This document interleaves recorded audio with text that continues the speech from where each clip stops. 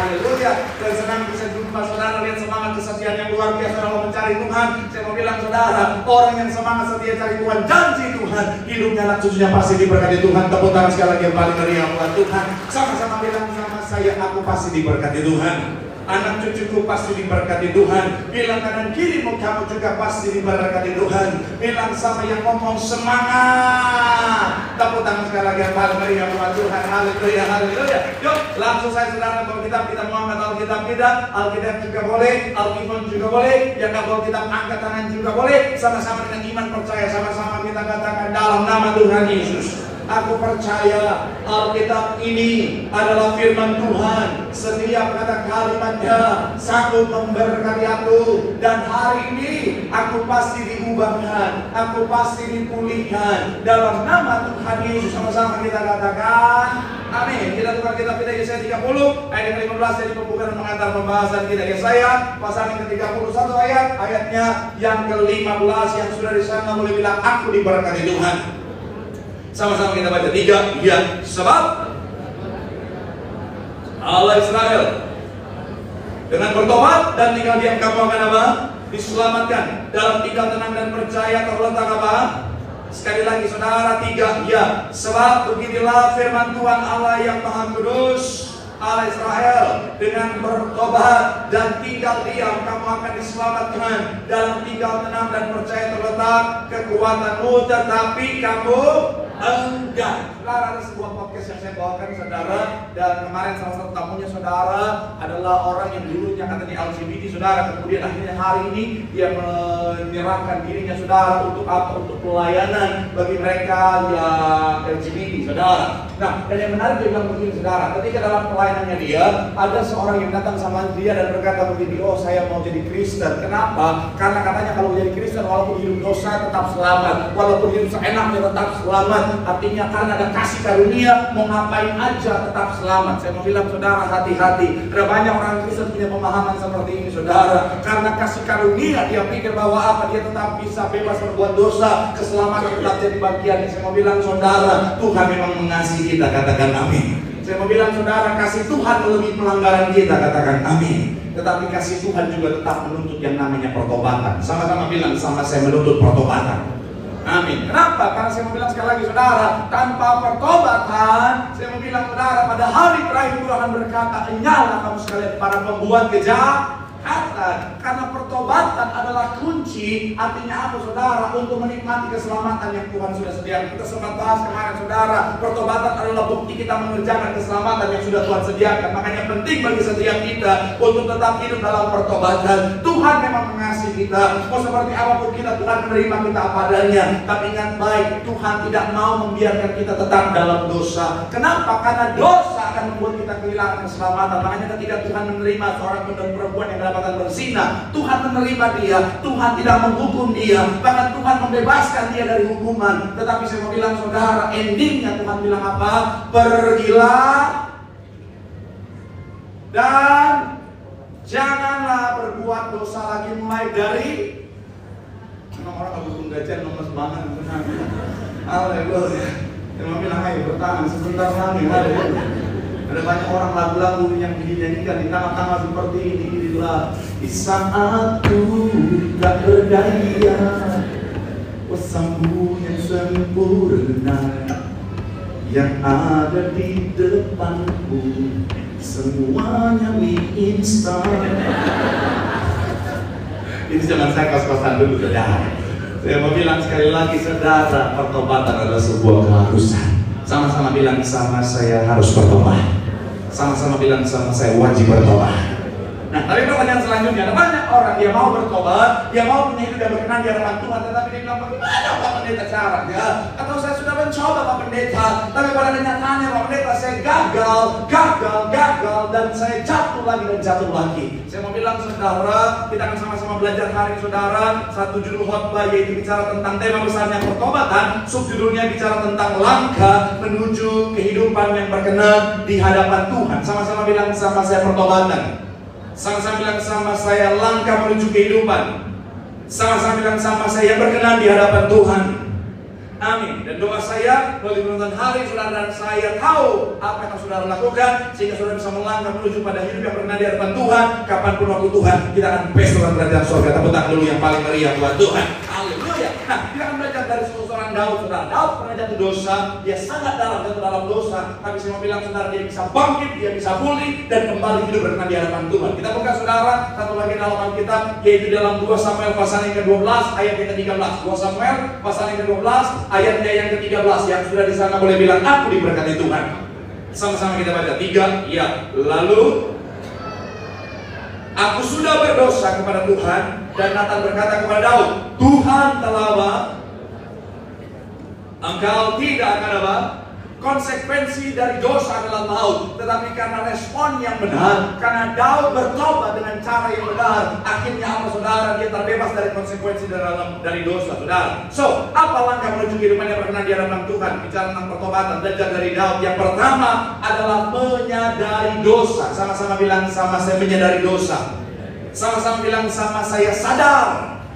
Masih sama-sama ayat yang ke-13 bagian awal dikatakan apa, saudara? 3. Ya, lalu berkatalah Daud kepada Nathan, aku sudah apa? Berdosa. Sama-sama bilang, sama saya Daud sadar. Amin. Awalnya Daud tidak menyadari dosanya, saudara. Kalau saudara tahu kisahnya di bagian awal ayat-ayat sebelumnya, saudara, di mana Daud sudah berdosa, tetapi Daud tidak sadar. Kenapa saya bilang dia tidak sadar? Karena ketika Tuhan perintahkan Nabi Nathan untuk menegur dia, Nabi Nathan menegur dengan persuasif. Nabi Nathan menegur dengan sebuah kisah di mana ada orang kaya yang mengambil, yaitu bicara tentang yang namanya milik dari orang miskin, saudara, yang satu-satunya itu, saudara, padahal seorang kaya punya banyak. Dan akhirnya Daud bilang begini, wah, orang itu harus dihukum. Saya mau bilang sekali lagi, saudara, Daud gak sadar bahwa orang itu sebenarnya menggambarkan tentang dirinya yang sudah mengambil Bathsheba dan Uria, satu-satunya yang dimiliki oleh Uria, saudara. Saya mau bilang sekali lagi, saudara, awalnya Daud tidak sadar, tapi ketika dia sadar, saya mau bilang, saudara, ini menjadi awal mula Daud hidup dalam pertobatan. Sama-sama bilang, sama saya sadar. Amin. Kesadaran, kalau saudara lihat satu post dari seorang yang bernama Santo Agustinus, saudara. Santo Agustinus bilang begini, saudara, menyadari dosa adalah awal dari pertobatan. Sekali lagi, menyadari dosa adalah awal dari pertobatan. Artinya apa? Tanpa kesadaran akan dosa, maka tidak ada pertobatan. Dan banyak orang yang nggak bertobat. Kenapa? Karena dia nggak sadar dia udah berdosa.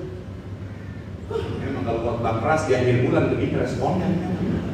Pak Pendeta udah tahu akhir bulan gajian belum turun-turun, Pak Pendeta khotbahnya keras-keras, Pak Pendeta pertobatan lagi, khotbah berkat ya Pak Pendeta supaya kami aminnya enak gitu Pak Pendeta. Saya percaya jemaat Alam Sutra dewasa secara rohani. Amin. Dari wajah-wajah saudara adalah wajah-wajah yang dewasa rohani, imannya sudah bertumbuh lebih daripada biji sesawi. Belum ada yang amin, semua cuma ketawa. Haleluya. Ya Pak Pendeta. Iman kami debu-debu indah Pak Pendeta. Oh darah Yesus. Saya percaya sekali lagi, saudara bisa merespon ini. Kalau Tuhan tegur kita dengan keras, artinya ada berkat yang Tuhan sediakan. Yang setuju boleh berikan tepuk tangan yang paling meriah buat Tuhan. Haleluya. Sekali lagi, saudara, quote dari Santo Agustinus bilang begini, saudara, menyadari dosa adalah awal dari yang namanya pertobatan. Sama-sama bilang, sama saya sadar. Sama-sama bilang, sama saya awal dari pertobatan. Artinya apa? Perlu bagi setiap kita untuk menyadari dulu bahwa apa, saudara, bahwa kita sudah berdosa. Jangan sampai kita berpikir bahwa Pak Pendeta saya nggak berdosa, Pak Pendeta saya sudah sempurna, Pak Pendeta. Justru itu adalah dosa kesombongan yang sebenarnya kita sudah berdosa, sudah lakukan kesalahan. Saya mau bilang sekali lagi, saudara, siapapun kita, evaluasi kehidupan kita. Kalau kita berdosa, sadari bahwa kita sudah berdosa, akan menjadi awal kita untuk menuju pada pertobatan. Tepuk tangan dulu yang paling meriah buat Tuhan. Bilang sama kanan kirimu, evaluasi hidupmu. Bilang sama yang ngomong, sadar. Bilang sama yang ngomong, lu juga jangan ngomong doang. Tepuk tangan dulu yang paling meriah buat Tuhan. Haleluya. Yang kedua, saudara.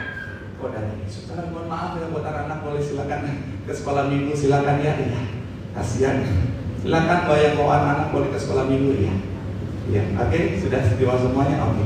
Kasihan jemaat lagi hot dengan hot.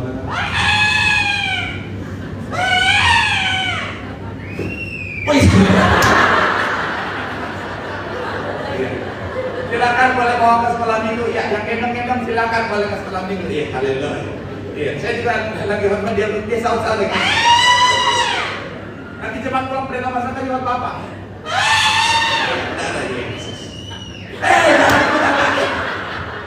Bu aja bu, kamu. Ya, yang kedua, pekerja tolong dibantu arahkan. Ya, yang kedua, apa kunci atau langkah untuk hidup di dalam kehidupan yang berkenan di hadapan Tuhan? Yang kedua adalah mengakui dosa. Sama-sama bilang sama saya mengakui dosa. Sama-sama bilang sama saya mengakui. Masih dalam ayat yang sama, 2 Samuel pasal yang 12 ayat 13. Sama-sama kita baca ayatnya yang ke-13 sekali lagi, sama-sama kita baca. Bagian awal 3, ya. Lalu aku sudah apa? Berdosa kepada, sekali lagi saudara, lalu berkata Daud kepada Nathan, aku sudah apa? Berdosa kepada Tuhan. Setelah Daud, tolong dibantu Bapak Ibu, praise the Lord. Sambil menurut saya mengakui, haleluya. Setelah menyadari dosanya, Daud mengakui dosanya. Apa kata mengakui? Menurut KBBI bilang begini saudara. Kata mengakui menurut KBBI adalah membenarkan tuduhan dan sebagainya terhadap dirinya, kemudian menerima dan menyatakan bahwa dirinya salah, keliru dan lain sebagainya, kemudian menanggung. PPT-nya boleh saya boleh bantu untuk boleh menunjukkan KBBI kayak yang KBBI tadi. Jadi sekali lagi, mengakui menurut KBBI adalah membenarkan tuduhan dan sebagainya terhadap dirinya, kemudian menerima dan menyatakan bahwa dirinya salah, keliru dan lain sebagainya, kemudian apa? Menang. Ini sebenarnya KBBI tapi kelihatan seperti 2 Samuel, saudara. Jadi hanya orang beriman yang bisa melihatnya, saudara. Haleluya. Praise the Lord. Makanya kalau saudara ingin melihatnya harus lihat dulu. Jadi, haleluya, praise the Lord. Saya akan ganti khotbah saya dengan judul kesabaran, saudara. Oke. Nah jadi, haleluya. Saya mau bilang sekali lagi, saudara, anak Tuhan harus setelah sadar mengakui dosa. Sama-sama bilang sama saya mengakui dosa. Amin. Sekali lagi mengakui kata KBBI-nya adalah membenarkan, menerima atau menanggung, saudara. Kenapa? Nanti kita akan masuk lebih dalam, saudara, cirinya seperti apa. Tapi kenapa kita harus mengakui dosa kita? Karena ini penting. 1 Yohanes 1 ayat 9. 1 Yohanes 1 ayatnya yang ke-9. Sama-sama kita baca. Ayatnya yang ke-9. Yang sudah di sana boleh bilang, aku diberkati Tuhan. 3, ya. Jika kita mengaku dosa kita, maka ia adalah apa? Sehingga ia akan apa? Mengampuni segala dosa kita dan apa? Dari segala, sekali lagi saudara, jika kita mengaku dosa kita, sama-sama bilang sama saya mengaku dosa, maka ia adalah setia dan adil sehingga ia akan apa? Sama-sama bilang sama saya mengampuni, sama-sama bilang sama saya menyucikan. Ketika ada pengakuan dosa, maka di situ ada pengampunan dan juga penyucian. Artinya apa kalau kita balik? Tanpa pengakuan dosa, maka tidak ada pengampunan di sana, tidak ada penyucian di sana, saudara. Sekali lagi, saudara, pengakuan dosa adalah ketika kita bicara tentang mengakui dosa kita di hadapan Tuhan, ini akan membawa pengampunan bagi setiap kita. Katakan amin. Nah, kata mengaku di sini bahasa aslinya adalah homologeo. Homologeo, saudara, artinya apa? Tidak menolak, tidak mengelak, atau bertanggung jawab. Sama-sama bilang sama saya bertanggung jawab. Amin. Dan kalau saudara baca beberapa quotes rohani saudara, tokoh-tokoh rohani saudara bilang begini, saudara. C.S. Lewis bilang begini, pengakuan dosa bukanlah akhir dari segalanya, tetapi awal dari sebuah permulaan yang baru. Sekali lagi, pengakuan dosa bukanlah akhir dari segalanya, tetapi awal dari sebuah permulaan yang baru. Kemudian Bonhoeffer juga bilang begini, saudara, orang yang mengaku dosanya dengan sungguh-sungguh akan menerima pengampunan dari Tuhan. Tanpa pengakuan dosa tidak ada pengampunan. Martin Luther juga bilang begini, saudara, pengakuan dosa adalah tindakan kerendahan hati yang membawa kita lebih dekat kepada Tuhan. Nah, saya bilang, saudara, apa ciri sekarang orang yang sadar dia sudah berdosa, tetapi dia tidak mengakui dosanya adalah ketika dia sadar dia sudah salah, tapi dia tidak mau bertanggung jawab atas dosanya, dan dia salahkan yang di luar dia, saudara. Dia bisa salahkan keadaan, dia bisa salahkan orang lain, bahkan pihak lain, saudara. Pernah ketemu dengan orang seperti ini? Dia salah, dia berdosa, tapi dia nggak mau bertanggung jawab atas dosanya, saudara. Saya kemarin, saudara, di Palau Baptisan, saudara, ada seorang ibu, mohon maaf, dia katanya jadi pelapor, katanya, saudara. Dia merusak rumah tangga orang lain. Kenapa? Karena dia disakiti sama suaminya. Saya begini karena saya disakiti sama suami saya. Saya dibuang sama suami saya dulu, makanya saya rusak rumah tangga orang lain. Saya mau bilang, saudara, ada banyak orang seperti ini, saudara. Dia bikin dosa, dia salahkan keadaan. Dia bikin dosa, dia salahkan orang lain. Oh Pak Pendeta, saya begini karena orang itu, saya begini karena orang itu. Saya mau bilang, saudara, kita lah yang bertanggung jawab atas diri kita. Amin. Saudara dan saya, orang lain boleh lemparkan kotoran kepada kita, tapi sekali lagi saya mau bilang, saudara, akan menjadi sesuatu yang memotori hati kita atau tidak, akan masuk dan tinggal dalam hati kita yang memotori kehidupan kita, itu tergantung kita yang bertanggung jawab. Amin. Tuhan saja ketika menciptakan kita, Tuhan kasih kita free will, saudara. Jadi pastikan kita ingat baik, kita yang harus bertanggung jawab atas dosa kita. Jangan begini, oh salah ini, salah ini, salah ini. Apalagi paling banyak orang Kristen zaman sekarang apa? Salah iblis. Bikin dosa, iblis ini pak, iblis ini pak. Iblis bilang, bukan gue. Iya kan? Saya banyak pelayan, banyak orang Kristen, mohon maaf ya, bikin dosa, tidak menjaga tubuhnya. Mohon maaf ya, mabok-mabokan, samsu-samsuan, jiwa sampai surga. Yang memang enak, yang memang enak. Ketika tubuhnya rusak, ginjalnya rusak, hatinya rusak, semuanya rusak. Iblis ini pak. Iblis bilang, gue mati, gue lagi. Serangan ini pak. Emang mau gak ada kerjaan? Saya bukan bilang ini, saudara. Yang saudara bilang, pak kita masalah pro iblis. Gila. Tapi gak semua karena iblis, saudara. Iya kan? Ada orang kadang-kadang saudara makan dari pagi sampai malam, babi semuanya. Pas kolesterol bilang iblis, gula darah naik iblis. Iblis bilang, gue gak makan babi. Betul tidak? Saya ajak saudara untuk berpikir logika. Iblis makan babi atau tidak? Yes. Kenapa? Karena leluhurnya pernah masuk di babi. Iya kan? Jadi dua binatang yang iblis nggak mungkin makan adalah ular dan babi. Betul? Makanya iblis paling takut sama orang Ambon, Batak, Manado, Papua. Wih, Tuhan Yesus. Ular aja, babi aja disikat. Makanya di peribahasa orang Manado, iblis aja kalau udah pakai sambal udah makanan gitu katanya saudara. Saya mau bilang sekali lagi saudara, jangan salah iblis. Ada banyak itu dikit-dikit iblis. Ada orang-orang pernah selingkuh bilang iblis di Pak Pendeta. Iblis bilang, ih, gue aja gak pernah selingkuh. Iya, soalnya istriku kan iblis juga galak banget. Saya mau bilang saudara, jangan dikit-dikit. Belajarlah untuk mengaku bertanggung jawab atas dosa kita. Amin. Bilang sama kanan kirimu, akui dosamu di hadapan Tuhan. Bertanggung jawab atas dosamu. Itu awal pada pertobatan. Tepuk tangan yang paling meriah buat Tuhan. Haleluya. Yang terakhir, yang ketiga, saudara yang mesti bersiap-siap saudara. Yang ketiga, apa?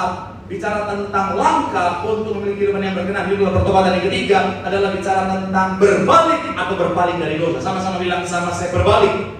Sama-sama bilang, sama saya berpaling dari dosa. Ayat yang ke-16, masih dalam 2 Samuel pasalnya yang ke-12 ayat 16. Sama-sama kita baca. Yuk, sama-sama yang sudah disana boleh bilang, aku diberkati. 3, ya. Lalu Daud memohon kepada Allah oleh karena anak itu. Dia berpuasa dengan tekun, dan apabila ia masuk dalam semalam-malaman itu ia, sekali lagi ayat 16. Lalu Daud memohon kepada Allah oleh karena anak itu. Ia berpuasa dengan tekun, dan apabila ia masuk ke dalam semalam-malaman itu ia berbaring di tangan. Daud sudah berdosa, dia sudah sadar, dia sudah mengakui dosanya di hadapan Tuhan. Tidak sampai di sana, dia berpaling dari dosanya kepada Tuhan. Ini penting, ini bagian yang amat sangat penting. Ada banyak orang sudah sadar dia berdosa, ada banyak orang sudah mengakui dosanya di hadapan Tuhan. Aku sudah berdosa, aku minta ampun Tuhan. Tapi mereka lupa poin yang paling penting dari ketiganya, yaitu berpaling dari dosanya. Hidupnya, pandangannya, pikirannya masih tertuju kepada dosa. Akhirnya sekali dia sudah bangkit, dia jatuh lagi, jatuh lagi, jatuh lagi, dan jatuh lagi. Makanya kadang-kadang orang Kristen jatuh dosa, bahkan di dosa yang sama terus. Datang ke perintah, Pak Pendeta tolong doakan saya jatuh dosa dalam nama Yesus. Diberikan dikuat. Minggu depan datang lagi, Pak Pendeta saya jatuh lagi. Minggu depannya lagi, Pak Pendeta biasa. Minggu depannya lagi, Pak Pendeta, oh ya bikin member aja, bikin member ya. Mau yang 1 tahun apa 6 bulan? Kenapa? Karena dia tidak memalingkan hidupnya dari dosa. Ini bagian penting. Karena dosa nggak langsung jadi dosa begitu saja. Betul ya? Nggak ada dosa tiba-tiba terjadi begitu saja, saudara. Semua ada proses. Nggak ada tiba-tiba, aku sudah berdosa tanpa kesadaran. Kenapa? Kok kesurupan kan? Orang Kristen nggak kesurupan. Aing mau. Apalagi yang orang Ambon tak berada di Papua. Saya mau bilang sekali lagi saudara, dosa itu ada proses. Makanya kalau kita sadar kita sudah sementara menuju pada dosa, cepat-cepat berpaling dari dosa. Apa sih yang bikin daun jatuh? Karena dia tetap mengarahkan pandangannya pada dosa. Betul tidak? Dia udah lihat Betseba, dia lihat terus.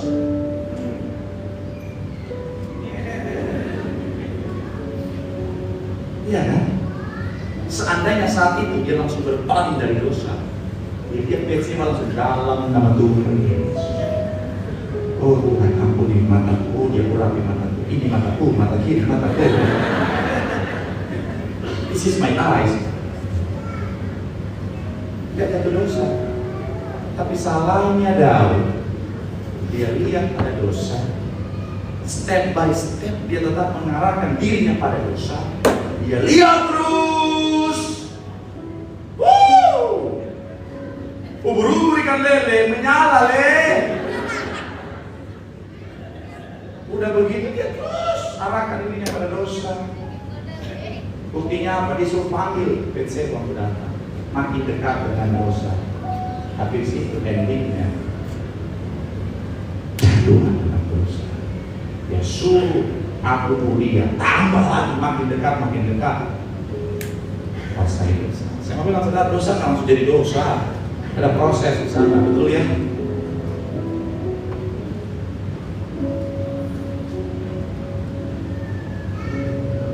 Perselingkuhan langsung jadi perselingkuhan, ada proses di sana.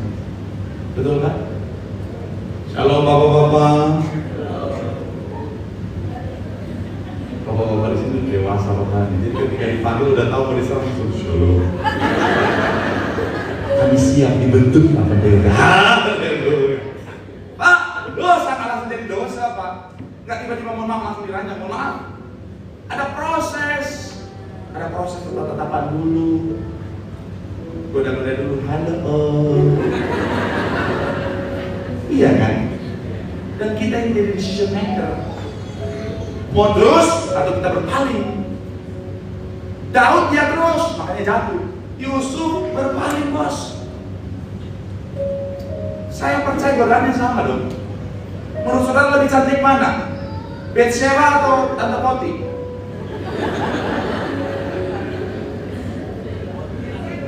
Kita logika berpikir aja. Betseba atau Tante Poti? Yang Betseba boleh katakan survei macam apa ini? Yang Tante Poti boleh katakan. Menurut saudara cantikan mana? Buat saya, logika saya berkata sama-sama cantik. Betseba cantik alami, Tante Poti cantik maintenance. Iya dong. Ingat Tante Poti istri pejabat, dia maintenance mahal. Saya mau bilang buat bapak-bapak ya, shalom bapak-bapak.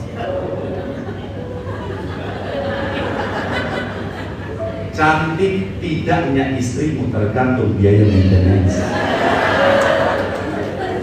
Zaman udah maju bos. Gak peduli sebuluk apapun istrimu pak. Gak peduli seabstrak apapun istrimu pak. Kalau biaya maintenance yang lancar, glowing pak. Bahkan glow in the dark. Betul para wanita?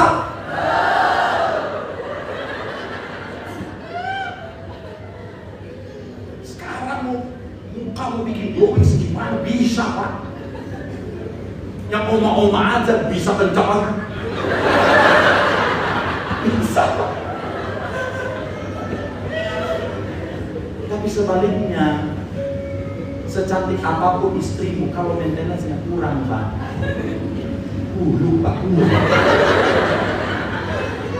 Jadi nanti pas gajian pastikan biaya maintenance istri bulan depan naik. Amin ibu-ibu. Makan duitan. Saya mau bilang gak kalah menjadi dosa.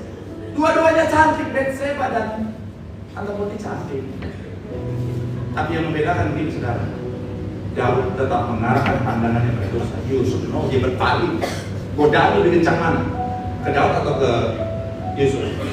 Yusuf, Daud cuma visual. Yusuf visual. Rajin, sudah dipeluk. Shalom. Ada sukacita hari ini Yusuf. Tapi Yusuf berpaling, lepaskan dia lari. Dia nggak stay di dosa. Kalau dia stay, sekuat-kuatnya Yusuf jatuh juga itu. Iya kan? Kalau Yusuf cuma jangan jatuh itu Pak, jatuh Pak.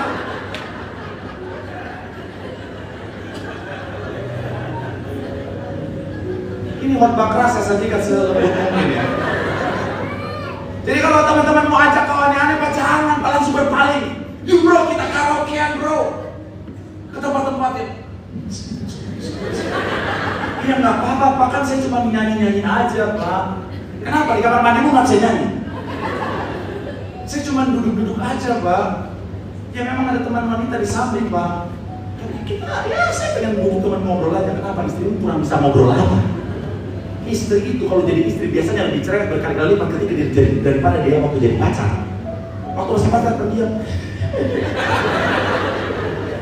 Pas udah nikah jadi istri, ngobrol. Shalom ibu-ibu. Dosa tuh nggak langsung jadi dosa, ada proses. Berawal dari like-likean di Facebook, Instagram, di TikTok. Cuman like kok, Pak. Cuman ngobrol-ngobrol kok, Pak.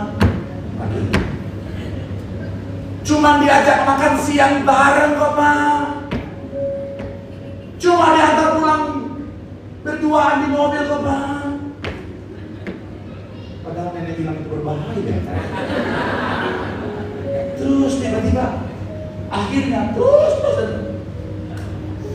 saya nggak sadar, Pak, biji mata meletak. Sorry, saya emosi. Shalom anak muda. Dosa nggak langsung jadi dosa.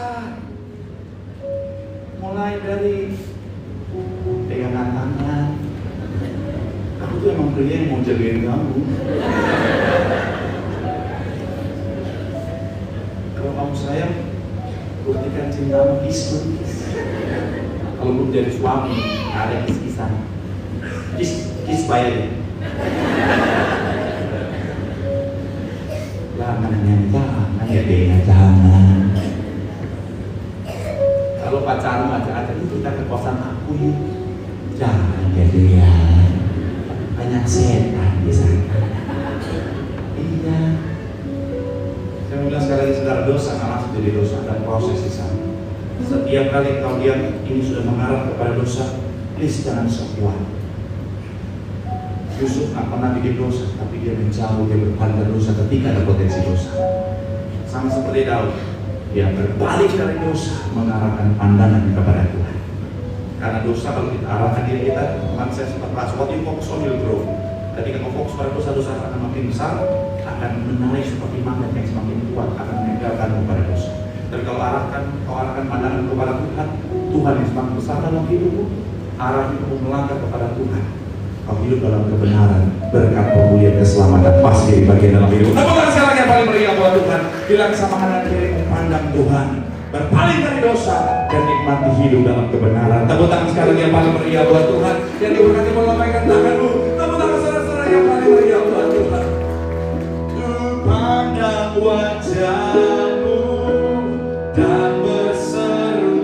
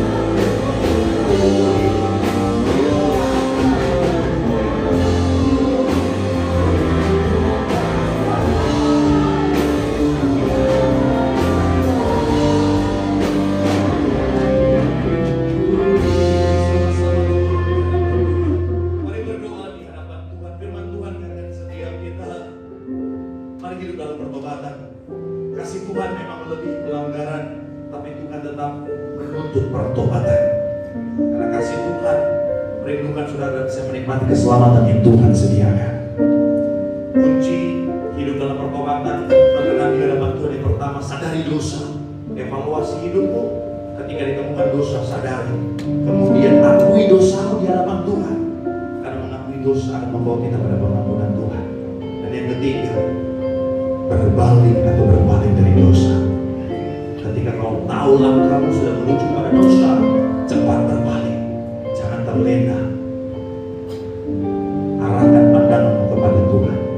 Di situ ada kebenaran, di situ ada kekuatan, di situ ada perlindungan yang Tuhan sediakan, dan di situ ada keselamatan yang pasti di bagian setiap kita. Sambil angkat tanganmu di hadapan Tuhan, angkat doa setiap jemaatmu. Tuhan menguatkan semua yang hadir, sehingga benar-benar hidup berkenan di hadapan Tuhan. Hidup mereka pasti diberkati, hidup mereka pasti menerima keselamatan dari surga. Boleh berikan tepuk tangan yang paling meriah buat Tuhan. Mari sejenak berdoa bagi keluargamu, pribadi lepas pribadi, supaya keluargamu hidup dalam kebenaran, berpaling dari dosa.